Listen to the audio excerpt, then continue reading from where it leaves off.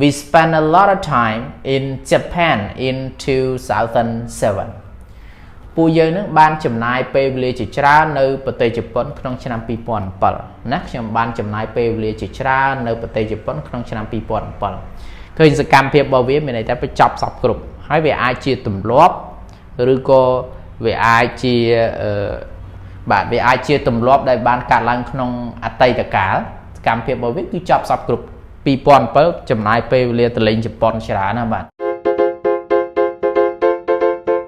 សួស្តីបងប្អូនប្រិមិត្តអ្នករៀនភាសាអង់គ្លេសបាទក្នុងคลิปនេះខ្ញុំយកកន្លឹះប្រើប្រាស់ past simple ប្រយោគមុនបងប្អូនបានរៀនអំពីការប្រើប្រាស់ past simple tense ណាប្រើក្នុងទម្រង់បែបណាខ្លះប្រើក្នុងកន្លឹះឬក៏ក្នុងលក្ខខណ្ឌបែបណាខ្លះហ្នឹងគេប្រើ past simple ណាអញ្ចឹងក្នុងคลิปវីដេអូមុនបងប្អូនបានរៀនរួចរាល់ហើយអំពីរូបមន្តក្នុងការប្រើប្រាស់คลิปវីដេអូនេះគឺបងប្អូនរៀនអំពីរបៀបក្នុងការប្រើប្រាស់ past simple ប្រើក្នុងលក្ខខណ្ឌបែបណាបានយើងអាចប្រើប្រាស់ past simple បានអញ្ចឹងវាមាន finish action កម្មភាពដែលចប់សពគ្រប់ tentative request ណាមានន័យថាជាប្រភេទនៃសំណើដែលពាក់ព័ន្ធជាមួយនឹងការដែលបញ្ចប់បងប្អូនបាទអូខេតោះបងប្អូនមកមើលទាំងអស់គ្នាណាអូខេការប្រើប្រាស់ when we talk about the finished situation and action in the past ណាមានន័យថាយើងប្រើប្រាស់ប្រយោគ past simple នោះគឺនៅពេលដែលយើងនិយាយអំពីស្ថានភាពឬក៏សកម្មភាពដែលវាបានបញ្ចប់នៅក្នុងអតីតកាលស្រួលណាបងប្អូនសកម្មភាពដែលវាចប់ក្នុងអតីតកាលយើងប្រើ past simple បាទឧទាហរណ៍ថា in 2007 and 2022 អានេះយើងដាក់ថា in 2007 to 2022 I live in Battenberg ចាប់ពីឆ្នាំម៉ានពីឆ្នាំ 2007 ដល់ 2022 ខ្ញុំបានរស់នៅខេត្ត Battenberg ចឹងបងប្អូនឃើញសកម្មភាពពីណា 2020 2007 និង 2022 សកម្មភាពរបស់វាគឺវាបានចប់សពគ្រប់ហើយនៅក្នុងឆ្នាំហ្នឹងហើយបានរស់នៅបាត់ដំបងឥឡូវ 2023 ឃើញវាចប់ឯងឥឡូវលេងនៅបាត់ដំបងទៀតបាទណាអញ្ចឹងខ្ញុំរស់នៅបាត់ដំបងពីឆ្នាំ 2022 ដល់ឆ្នាំ 2007 ដល់ឆ្នាំ 2022 បាទមួយទៀត some typical time expression with the past simple មានន័យថាប្រភេទពេលវេលាមួយចំនួនដែលជាសំនួនពាក់ព័ន្ធជាមួយនឹង past simple ណាពេលវេលាមួយចំនួនឧបមាទៅពីសិលមិញដូចខ្ញុំលើកឧទាហរណ៍អញ្ចឹងសិលមិញកាលពីសប្តាហ៍មុនអីចឹងគឺប្រើពាក្យ typical time expression ណាបាទឧទាហរណ៍ថា she went to Poi Pat yesterday ឃើញពាក្យ yesterday គេឲ្យឈ្មោះថា typical time expression ណាមានន័យថាសំនួនវោហារបញ្ជាក់ពីពេលវេលាក្នុងអតីតកាល yesterday ហ្នឹងគឺគេឲ្យឈ្មោះថាសំនួនវោហារបញ្ជាក់ពីអតីតកាលណាពីម្សិលមិញហ្នឹងនាងបានទៅ Poi Pat ហ្នឹង went មកពាក្យថា go ណា go went gone ណាបងប្អូនបាទអញ្ចឹង she went to Poi Pat yesterday នាងបានទៅ Poi Pat កាលពីម្សិលមិញបាទ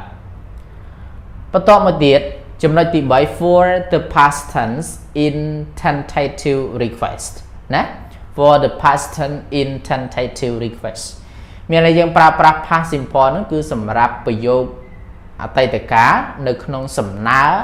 អីមួយណាបាទក្នុងសំណើជាលេខអីមួយណាឧទាហរណ៍ថា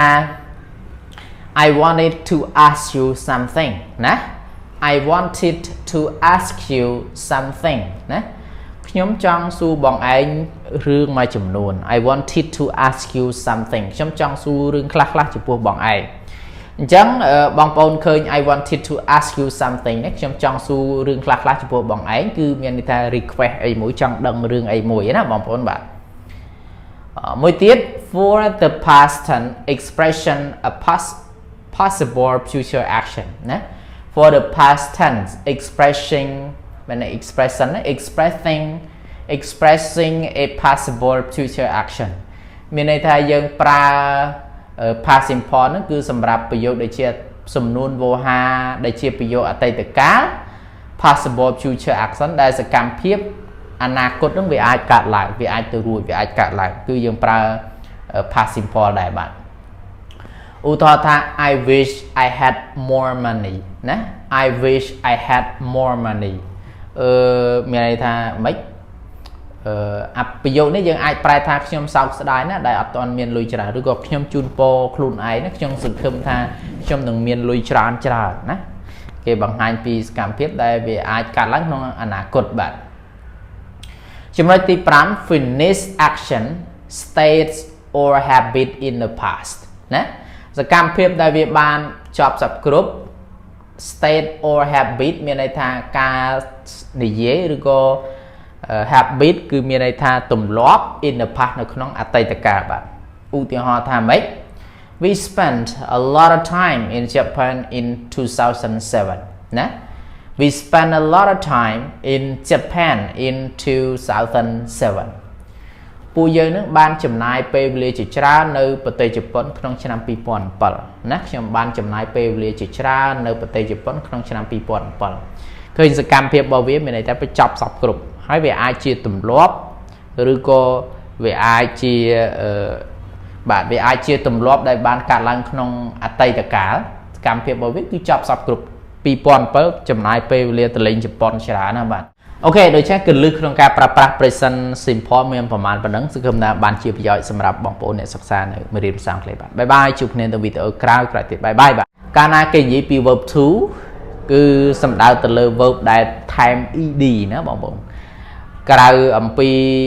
ពួក irregular verb ណាបងប្អូនពួក irregular verb មានន័យថា verb ដែលវាអត់ទៀង verb អត់ទៀងឧទាហរណ៍ទៅ go when gone ណាby board អញ្ចឹងទៅអញ្ចឹងអា by board គេឲ្យឈ្មោះថាប្រភេទនៃ irregular verb និយាយរួមទៅដកចេញតែប្រភេទនៃ irregular verb ចេញបងប្អូនត្រូវថែម ed ដើម្បីឲ្យ verb ហ្នឹងคล้ายទៅជា verb to បងប្អូនត្រូវថែម ed ឧទាហរណ៍ថា watch ប្រែថាមើលណាអញ្ចឹងដើម្បីបំលែងវាឲ្យទៅជា verb to បងប្អូនថែម ed ទៅជា watched ណា watched ទៅជា verb to ហើយសួស្តីបងប្អូនប្រិមិត្តរៀននៅភាសាអង់គ្លេសបាទក្នុង clip វីដេអូនេះខ្ញុំយក past tense ម្ដងclip វីដេអូមុនបងប្អូនបានរៀនអំពីការប្រើប្រាស់ present simple present continuous tense present perfect continuous tense ក្នុង clip នេះគឺខ្ញុំយក past simple ម្ដង past simple នេះគឺជាប្រយោគមួយដែលវាខុសប្លែកគ្នាអំពីប្រយោគ present បន្តិចណាឧទាហរណ៍ថា I slept well last night យប់មិញគេងលក់ស្រួលមែនតើណា she didn't go ភ្នំពេញណាតាមពិត to មួយទៀតបងប្អូនថែម to ផងណាខ្ញុំភ្លេចណា she didn't go to ភ្នំពេញណានាងអត់បានទៅភ្នំពេញទេ they missed the bus yesterday ពួកគេហ្នឹងគឺខកខានអត់បានជិះឡានក្រុងទេម្សិលមិញបាទបងប្អូនឡើងកុំភ្លេចថែម to ផងណា she didn't go to ភ្នំពេញបាទចឹង past simple គឺទី1វាមាន positive ណា positive គឺទម្រង់ស្របបាទ positive ចឹង subject plus verb to plus object កាលណាគេនិយាយពី verb to គឺសំដៅទៅលើ verb ដែលថែម ed ណាបងប្អូនក្រៅអំពីពួក irregular verb ណាបងប្អូនពួក irregular verb មានន័យថា verb ដែលវាអត់ទៀង verb អត់ទៀងឧទាហរណ៍ទៅ go when gone ណាby board អញ្ចឹងទៅអញ្ចឹងអា by board គេឲ្យឈ្មោះថាប្រភេទនៃ irregular verb និយាយរួមទៅដកចេញតែប្រភេទនៃ irregular verb ចេញបងប្អូនត្រូវថែម ed ដើម្បីឲ្យ verb ហ្នឹងคล้ายទៅជា verb to បងប្អូនត្រូវថែម ed ឧទាហរណ៍ថា watch ប្រែថាមើលណាអញ្ចឹងដើម្បីបំលែងវាឲ្យទៅជា verb to បងប្អូនថែម ed ទៅជា watched ណា watched ទៅជា verb to ហើយណាអញ្ចឹង verb positive ហ្នឹងគឺជាប្រយោគស្របអញ្ចឹងបងប្អូនគាត់តែចាំថា subject plus verb to plus object បងប្អូនមើលឧទាហរណ៍ទៅយល់ហើយបាទឧទាហរណ៍ថា the plane crashed the mountain yesterday ណា the plane crashed the mountain yesterday មានន័យថាម៉េចបងប្អូនយន្តហោះហ្នឹងគឺបានបុកនៅភ្នំកាលពីម្សិលមិញចឹងសកម្មភាពរបស់វាគឺបង្ហាញអំពីសកម្មភាពដែលចប់សពគ្រប់ដែលវាបានកើតឡើងកាលពីអតីតកាលចប់សពគ្រប់ហើយអញ្ចឹងគេប្រើ present គេប្រើ past simple អីបាទ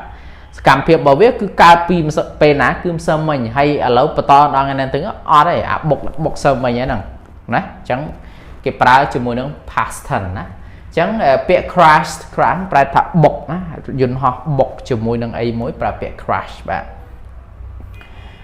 មួយទៀត we saw a good film last week ណា we saw a good film last week ណា we saw a good film last week មានន័យថាពួកយើងហ្នឹងគឺបានមើលរឿងហ្នឹងបានមើលរឿងដ៏ល្អហ្នឹងគឺ last week គឺកាលពីសប្តាហ៍មុនអញ្ចឹងសប្តាហ៍មុនមានន័យថាអ្វីវាកន្លងបាត់ហើយរឿងហ្នឹងរឿងដែលល្អមើលហ្នឹងគឺយើងបានមើលហើយកាលពីសប្តាហ៍មុនហ្នឹងយើងបានទស្សនារឿងដ៏ល្អមើលហ្នឹងគឺកាលពីសប្តាហ៍មុនណា last week បាទមួយទៀត I went to the theater last night ណា I went to the theater last night ណាខ្ញុំបានទៅទីតាំង theater គឺរោងភាពយន្តហ្នឹង last night កាលពីយប់មិញណាចឹងយប់មិញគឺតាណាគាត់ទៅកន្លែងរោងភាពយន្តអញ្ចឹងសកម្មភាពរបស់វាចប់ហើយចប់សពគ្រប់ហើយយប់មិញណាអញ្ចឹង I went to the theater last night ខ្ញុំបានទៅកន្លែងរោងភាពយន្តកាលពីយប់មិញបាទមួយទៀតណា she played the piano when she was a child ណា she played the piano when she was a child មានន័យថាម៉េចគាត់ហ្នឹងគឺចេះលេង piano នៅពេលដែលគាត់នៅកាលដែលគាត់នៅជាវ័យកុមារណាគាត់ចេះលេងណាគាត់លេង piano កាលដែលវ័យកុមារចេះលេងអញ្ចឹងសកម្មភាពរបស់វាចប់អានោះចប់រួចហើយតាំងពីកាលនៅវ័យកុមារគាត់លេងអា piano ហ្នឹងណាអញ្ចឹង played នេះគឺគេឲ្យឈ្មោះថា verb to បងប្អូនសាប់ដើមមកវាគឺ verb ប៉ុណ្ណេះ played ទេណាប៉ុន្តែដល់ទៅពេលយើងដាក់ទៅជា verb to គឺបងប្អូនថែម ed មកទៅជា verb to ក៏ឲ្យឈ្មោះថា verb to ណា she played the piano when she was a child នាងនឹងបានលេង piano កាលដែលនាងនៅកុមារបាទចំពោះចំណុចទី2គឺការប្រើប្រាស់ past tense ក្នុងប្រយោគ negative ម្ដងបាទអញ្ចឹង negative ហ្នឹងគឺ subject plus did ហើយបងប្អូន plus not ឬក៏ and ហើយ plus verb 1 plus object ដល់ទៅពេលយើងដាក់ទៅជា negative អត់អាចប្រើ verb to បានទេណាអត់មែនប្រើ he didn't went ទេណាដោយសារអីគឺគេបដិសេធនៅខាងដើមហើយកាលណាបដិសេធខាងដើមខាងនេះទៅជា verb 1 វិញណា she didn't go she didn't want she didn't shop អីចឹងទៅមិន she didn't went ទេណាបងប្អូនបាទឧទាហរណ៍ថា we didn't do our exercises this morning ណា we didn't do our exercises this morning មានន័យថាម៉េចបងប្អូនបាទពួកយើងនឹងគឺមិនបានធ្វើនៅលំហាត់ប្រាណឬក៏កិច្ចការងាររបស់ពួកយើងទេនៅព្រឹកនេះគឺយើងអត់បានហាត់ប្រាណណា we didn't do our exercises ពួកយើងអត់បានហាត់ប្រាណទេព្រឹកនេះចឹងបងប្អូនឃើញបរិសេធទេ didn't គឺ do បន្ទាប់មកគឺ verb 1 ដដែលគឺ do អត់មាន did ទៀតទេណាបងប្អូនណា we didn't do our exercises this morning ពួកយើងនឹងអត់បានធ្វើនៅលំហាត់ប្រាណទេនៅព្រឹកនេះបាទតោះណាមួយទៀត she didn't call me yesterday she didn't call me yesterday ពីម្សិលមិញហ្នឹងនាងអត់បានទេហៅខ្ញុំសោះណាឆ្លោះគ្នាខំគ្នាអញ្ចឹងផ្អាកនិយាយទូរស័ព្ទអញ្ចឹងទៅអញ្ចឹងបងប្អូនឃើញពាក្យ didn't ណា didn't នេះគឺមកពាក្យ did not ណាដល់ពេលគេសេទៅជាខ្លីដាក់ didn't ណា didn't ឲ្យ call verb 1តដែលអត់មាន time ed ទៀតណា she didn't call me yesterday ម្សិលមិញនាងអត់បានទេរកខ្ញុំសោះហ្មងមួយទៀត they didn't like the movie ណា they didn't like the movie ពួកគេហ្នឹងគឺអត់ចូលចិត្តមើលរឿងហ្នឹងទេណា they didn't like the movie ពួកគេហ្នឹងអត់ចូលចិត្តមើលរឿងហ្នឹងទេណារឿងហ្នឹងវាអត់ល្អមើលបាទមួយទៀតគឺពាក់ព័ន្ធជាមួយនឹង question ទម្រង់សំណួរនេះគឺ did plus subject ហើយ plus verb 1 plus object ហើយ plus question mark ដែលយើងអាចប្រើ verb 2 បានគឺប្រើទៅជាមួយនឹងប្រយោគដែលជាប្រយោគ positive ណាបងប្អូនបើក្នុងករណី question អញ្ចឹងគឺយើងប្រើ verb 1 ធម្មតាណា did plus subject plus verb 1 plus object plus question mark មកបាទយើងយក did ហ្នឹងគឺប្រើបានទាំង he she it ប្រើបានទាំង I you we they ណាបងប្អូនបាទអញ្ចឹងឧទាហរណ៍ថា did you go to Phnom Penh before yesterday ណា did you go to Phnom Penh before yesterday ta này ban từ rịch tình đi Phnom Penh thế before yesterday ná môn ngày mà sao mình cứ mà sao mấy mà sao mà ngày cái bà biệt mà sao mà ngày chẳng did you go to Phnom Penh before yesterday vì mà sao mà ngày nó anh ban từ Phnom Penh ót đó nè cái xui chẳng á chẳng sự cam phê bảo viết cứ bị chia bị pay và lia thằng ấy sao mà ngày ban từ ót nè cái cam phê bảo viết cứ chọc sập cột mới tiết where did you work in 1990 nè where did you work in 1990 không cho năm po mà rồi cao sấp nó anh thôi ca nơi nè cái scam phía bởi vì chọc bảo po mà rồi cao sấp nó thôi ca nơi nè where did you work in 1990 bạn và to mà tiết why did she walk alone last week nè why did she walk alone last week hạt ấy ban ở nền nó đa tại nó ca bị sập đà một bộ lọp một xây nó cứ khơi đa cái mà rồi nè là về sập đà muốn khơi đa mà này ấy hạt ấy bạn đa tại anh tầm mong tầm mỏi lên bạn chẳng bẹp pon cho mùi nâng ca pra pa simple sự khâm tầm bóng ôn chăm chia tầm rung tới đồng bay ban chia phải giàu sầm rạp bóng ôn nè sắc xa được sẵn klepu ca nào bóng ôn chăm chia tầm rung vì nghi sưu nâng ca bóng bay trên chia rụp một nè bạn bye bye chụp nên video cao tiệt bye bye bạn